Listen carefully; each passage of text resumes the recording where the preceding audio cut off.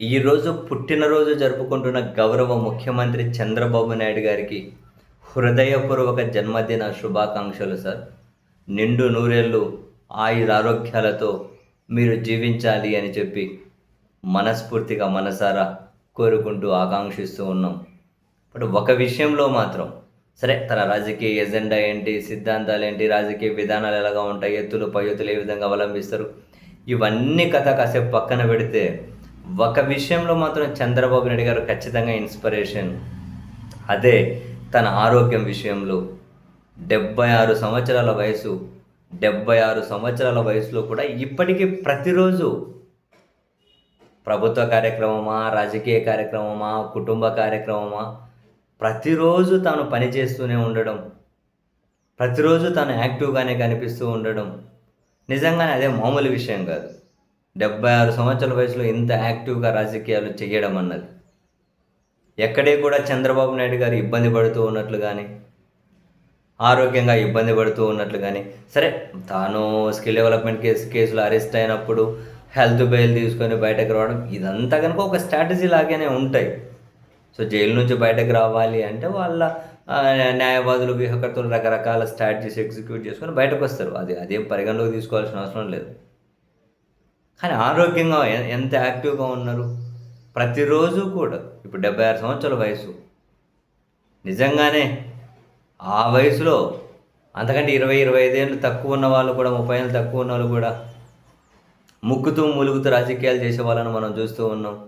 అనారోగ్య సమస్యలతో రెగ్యులర్గా బాధపడుతున్న వాళ్ళను మనం చూస్తూ ఉన్నాం. సరే, ఇక్కడ ఎవరి ఆరోగ్యం వాళ్ళది, అఫ్కోర్స్. దాన్ని కాపాడుకోవడంలో కూడా చంద్రబాబు నాయుడు గారు మాత్రం ఖచ్చితంగా కనుక ఈ విషయంలో ఇన్స్పిరేషనే. ఎప్పుడో 78లో కాంగ్రెస్ ఎమ్మెల్యేగా మొదలుపెట్టి, అంతకుముందు కాంగ్రెస్ కార్యకర్తగా తన రాజకీయ జీవితాన్ని స్టార్ట్ చేసి, ఎమ్మెల్యేగా మొదలుపెట్టిన జీవితం నుంచి చూసుకుని కొంచెం అటు ఇటు 50 సంవత్సరాలు మధ్యలో రామారావు గారిని కూల్చేసి టీడీపీ అధ్యక్షుడిగా, ముఖ్యమంత్రిగా బాధ్యతలు తీసుకున్న దాన్ని ఇన్ని సంవత్సరాల నుంచి చాలా జాగ్రత్తగా కాపాడుకుంటూ వస్తున్నా.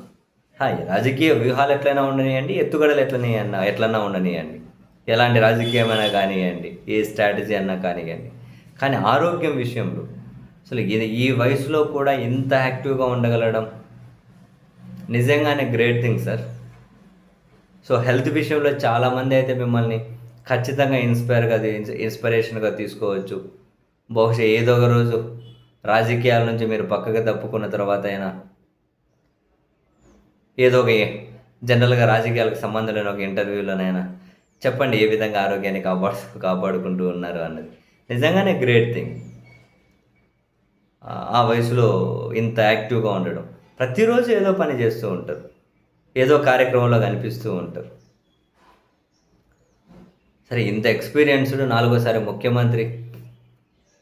బట్ రాష్ట్ర ప్రజల నుంచి ఒక అప్పీల్ ఒకటే, ఒక హెల్దీ పాలిటిక్స్ చేయండి, ఒక హెల్దీ పొలిటికల్ ప్లాట్ఫామ్ని ఆంధ్రప్రదేశ్లో ఎస్టాబ్లిష్ చేయండి.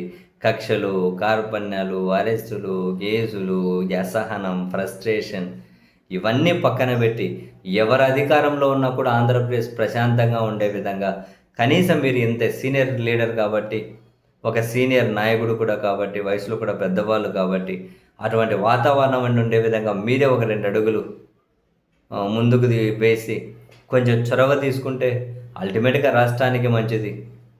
సో ఈ విషయంలో ఆలోచించాలి సార్. మరొకసారి విష్ హ్యాపీ బర్త్డే.